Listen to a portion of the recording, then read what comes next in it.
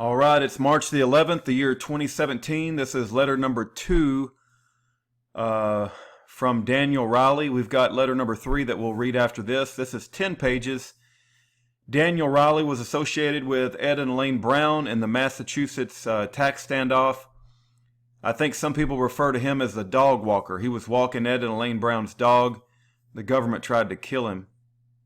But in any event, let's get to reading this letter. He wants it. This is a letter that he put out to the world, I think, in 2013. So it's a 4-year-old letter, but I suspect it's still relevant today. Terre Haute, Indiana, April the 12th, 2013. Oh, New York, oh, New Yorkers, oh, my native New York, my long agitated mind cannot vibrate to a rest knowing your current situation, a situation that reminds those who know, and for those yet to learn, that every species of government will eventually become a despotism without exception and reduce our boasted liberties down to the standard of licensed privileges.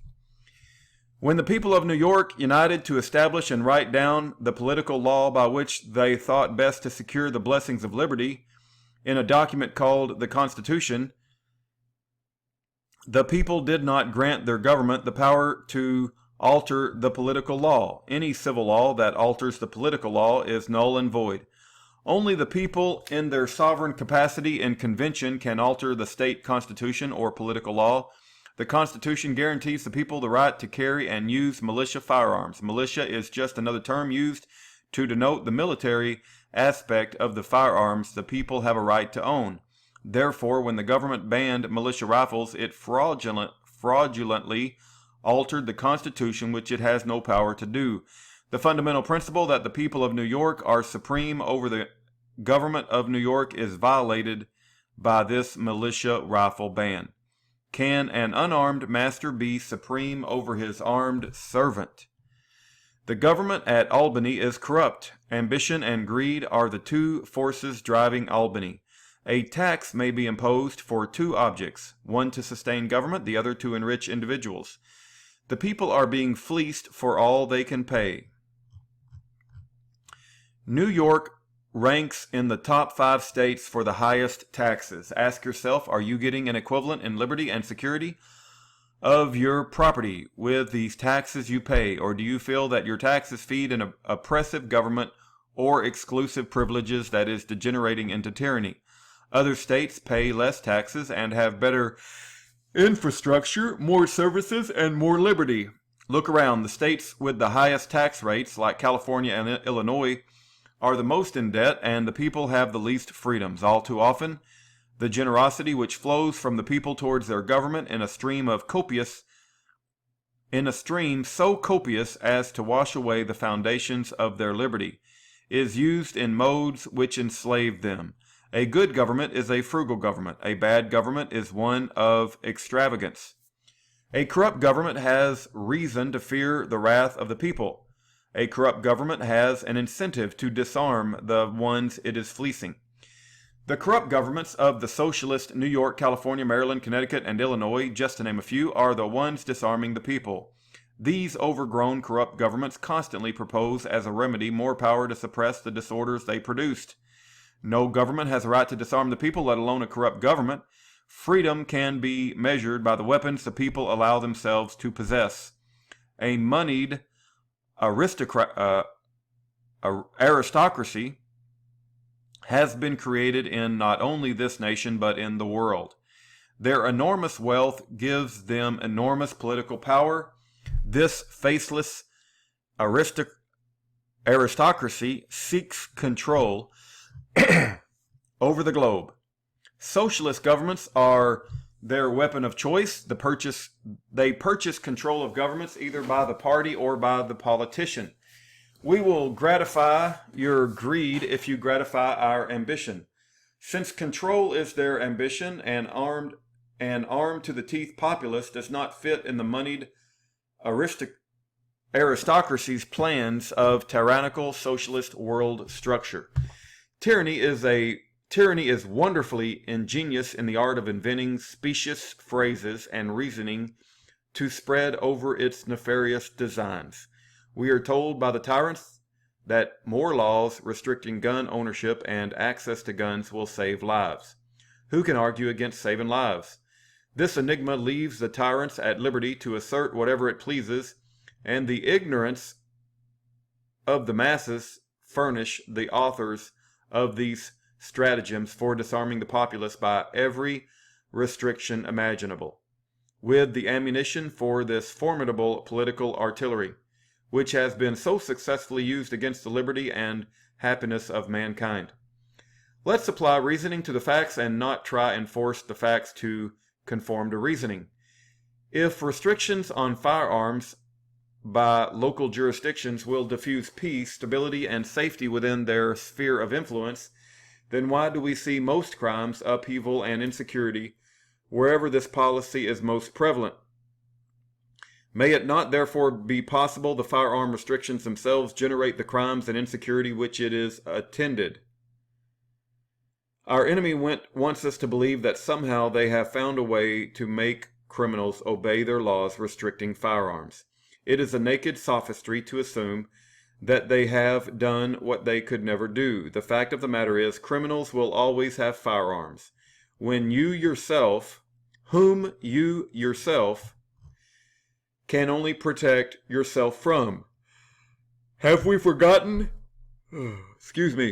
Have we forgotten human nature? We ought to have this phenomenon pointed out to us before we desired to believe that a political miracle had been worked in criminals sufficient to induce us to resign our right to bear militia arms. Can anyone point to one person whose life was saved by a gun restriction law? I will show you 1,000,000 that have been killed by gun restriction laws. Gun control laws produce effects exactly the reverse. They end lives, not save them. Not only that, they sow the seeds of oppression and tyranny. A system of gun restrictions leveled against criminals has and will only hit ourselves. The tyrant Saint Slavery himself. The tyrant Saint Slavery himself, Andrew Cuomo, in collusion with his socialist cohorts in the Assembly and Senate, and also the most dangerous and oppressive moneyed aristocracy behind the curtain, know exactly what they are doing. They are perverting the original purpose of the social contract or political law from preserving to that of destroying liberty. Tyranny is wonderfully shrewd in transferring to itself the weapons of liberty. We need only remember that the principal intention and end of the Constitution was to secure the blessings of liberty to ourselves and our posterity. Protecting our liberty from what? Government. The people's security against the government must have been deposited somewhere in the Constitution. That somehow is the Second Amendment. That somewhere is the Second Amendment, and the state equivalents of in their Constitution or social contracts. It cannot for a moment be doubted that since the individual right to bear militia arms is directly responsible for securing the blessings of liberty, any restriction on militia rifles, especially outright banning them, is a direct assault on our freedom. Our venerable ancestors taught by severe experience that restrictions on weapons was a very sufficient mode for introducing tyranny, and thus suppressed it by the way of war against their government. Are we destined to make the same discovery at the same expense? Our implacable enemy knows that our militia rifles and the like are the keystone holding on to what little liberties we have left. Our right to bear militia arms is being destroyed by piecemeal. You don't expect these socialist politicians to stand up and protect our rights. The politicians do not represent us. They represent the moneyed aristocracy and their party. We must attend to our rights. An armed populace are, in fact, bestowed the trust necessary for the preservation of their liberty, and if they passively surrender their right to bear militia arms, they are surrendering their power to defend liberty. Rights unattended with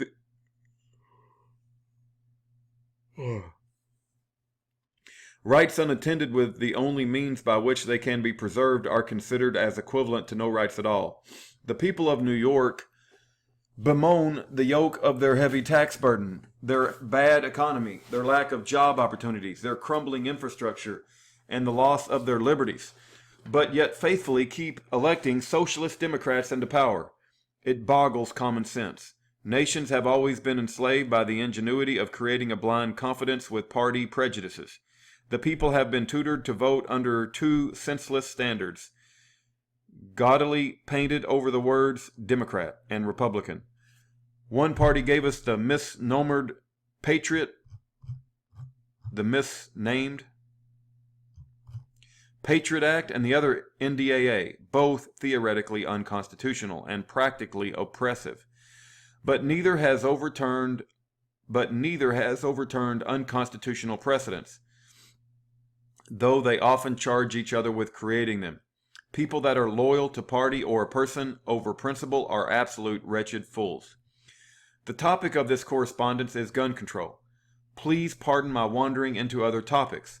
All the freedom-loving people of not only New York, but of every state have an interest in our dying liberty that now requires our unremitting attention. The courts are our last vestige of hope to avoid a bloody conflict. The moneyed aristocracy has its tentacles into the courts too, leaving us with a precarious hope at best. Before we can lawfully resort to active resistance, we are obligated to first exhaust all peaceful means to redress the government's attacks on the sovereign power of the people.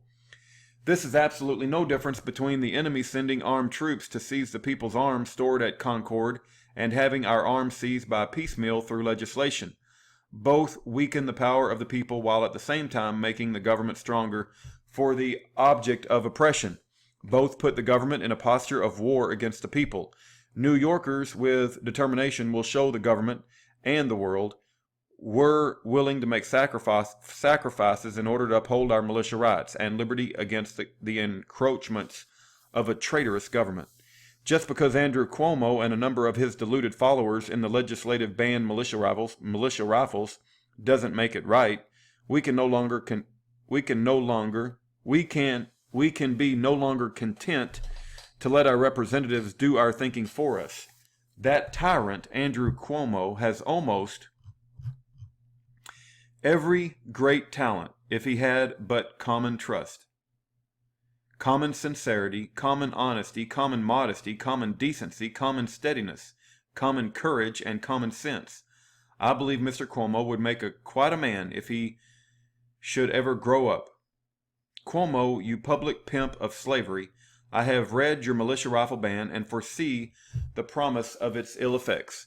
You have made it my duty to resist any enforcement of such law, and resist I will do accordingly by whatever means may be thought proper and necessary. The principles I hold dear are not for sale. Like the traitors who passed the liberty-killing law, sold out their fellow New Yorkers. To my readers, I applaud your attention to American liberty, but words are meaningless without actions. When we left a state of nature and entered into a society, we tailored our natural rights to secure liberty and protect property for all. The natural rights of self-preservation and self-defense come from nature's God and are perfected from the barrel of a gun. This right is not bestowed by the Second Amendment or any other written document. This right is inherent in every human being simply because they are alive. The militia rifle ban may be aimed primarily at New York, but indirectly it threatens all of the states.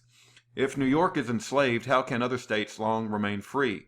Every individual's interest in freedom is threatened. I sincerely pray these full-bore attacks of our liberty rouse the people of New York from their fatal lethargy. This unlawful assault on our right to bear militia arms should sound the alarm in even the most timid New Yorkers. Don't you value liberty more than the false sense of security these freedom restrictions give? The offered cure is worse than the disease. Our enemy's cries for gun control is like a child's crying for poisonous fruit. Both, if not prevented, will be fatal.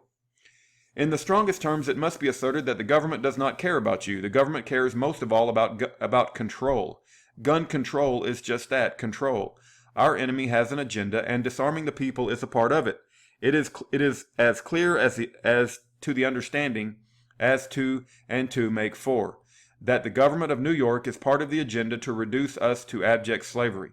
The government of New York, with its deluge of legislation for producing its schemes, for feeding its extravagance, its parasites and partisans, its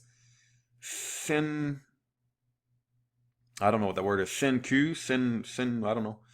Can't read the word. It's that word right there. Sinceres? I don't know. And exclusive privileges at the expense of the people. The government of New York treats the middle class as if it was its best cow, and milks them with care and skill for all they are worth. Taxation distinguished in any way is disguised tyranny, so far as it exceeds the genuine necessities of a good government. Remember, my New York readers, that you are paying heavy taxes to a bloated, overgrown government with little or no return. That is now in the process of disarming you. And then boast of your liberty if you can. Further, remember that few laws are necessary to preserve liberty. A multitude are required for destroying it. The brave men and women of New York who enforce the laws that are in compliance with the Constitution and the laws of nature, I have nothing but respect and gratitude for. But anyone who upholds the government's claimed authority to ban militia rifles, limit magazine capacity, register long guns, or the like, would be deemed an enemy to the body of the free people of New York. New Yorkers are not bound to yield obedience to any law or regulation whatsoever designed to reduce them to abject slavery. As sure as the sun will rise tomorrow, the free people of New York will stand as a united front against the aggressive acts from being implemented with every possible exertion in our power till our last drop of blood. Submission is out of the question. Liberty is as precious as life, and if a man attempts to take my life, I have a right to take his. Therefore, if a man attempts to take away my liberty, he obliges me the right to take his life. Every person who attempts to enforce this liberty-killing militia rifle ban must be reminded that we are willing to die. We are willing to die to preserve our liberty. Are you willing to die for Andrew Cuomo to try and take it away? We are in the right. They are in the wrong. We are equivalent to the Patriots of 1775. They are equivalent to the British Redcoats. Rebellion is not only proper against tyranny, it is lawful and it is our duty. Tyranny is the exercise of power beyond right. The government has no right to disarm the militia. Such government no longer has a right to our obedience and has absolved us from all allegiance to it. The law of nature strictly charge all patriots upon their allegiance to liberty to renounce any allegiance to the government of New York at Albany, to oppose them and their designs by every means which designs must otherwise inevitably lend to our enslavement, and to vindicate our rights and authority over the government. What is that I hear coming from someone still loyal to Albany? Treason, treason. Well, as the great patriot Patrick Henry said on May the 29th, 1765, when he was accused of treason for denouncing the Stamp Act and advocating active resistance, if this be treason, make the most of it. On that final note, it is a good place to end this one. Stay active, keep organizing and preparing. Tyranny is at hand. There is no time to waste. No effort is too small and no effort too much. All your combined efforts are dearly needed at this most precarious times. Always remember, our strength lies in unity, like a family. I have spoken more than enough, so I will simply say, take good care. Post this online, CC to the world. All right, let me, this is him right here, guys. That's him. And he's got nearly 20 years to go, 18 years to go in prison. And I hope you could tell, you'll know a man by the words, by his fruit. And out of the abundance of the heart, the mouth will speak. And this man seems very passionate about the Second Amendment. I hold his similar views. And praise God that we have some New Yorkers like that. I typically don't get along with New Yorkers, but I think I like Daniel Riley. I pray that you'll write him a letter in prison. That's his address right there. Let him know you heard his letter. Send him some Bible verses. Encourage him. God bless. Take care. Bye-bye.